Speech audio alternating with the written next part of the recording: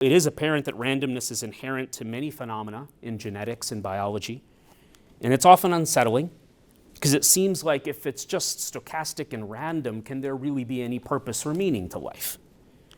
There's a world-leading neuroscientist at Stanford University. His name is Bill Newsom.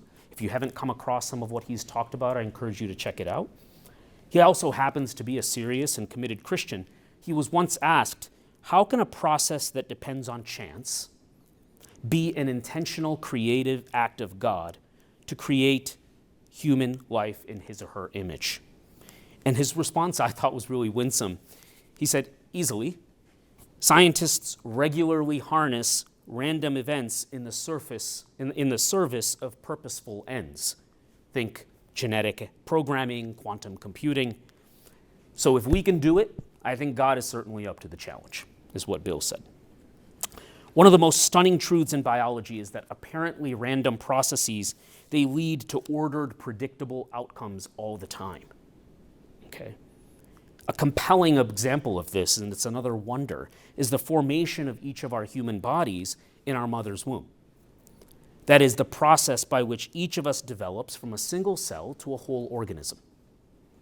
It's been said that our cells play dice en route to becoming a fully formed heart cell or liver cell or lung cell. But despite this underlying, quote, randomness, at the end of the process, a human body emerges every time. Of course, the human bodies are a little different. I've already indicated to you I wish I were a little bit taller, right? But it's a human body nonetheless. How does this happen? There was an article published in Nature quite a few years ago now that it provided a really poetic answer, and I want to read it out to you. If cells play dice, various geometric and temporal constraints on the cells can weight the dice, thus disrupting perfect randomness to convert noise into orchestrated sounds. In other words, even random processes are constrained by the parameters of the system in which they operate, and these constraints actually help shape the possibilities of the final outcome. Randomness does not imply lack of order or purpose, at least the way that scientists usually talk about it.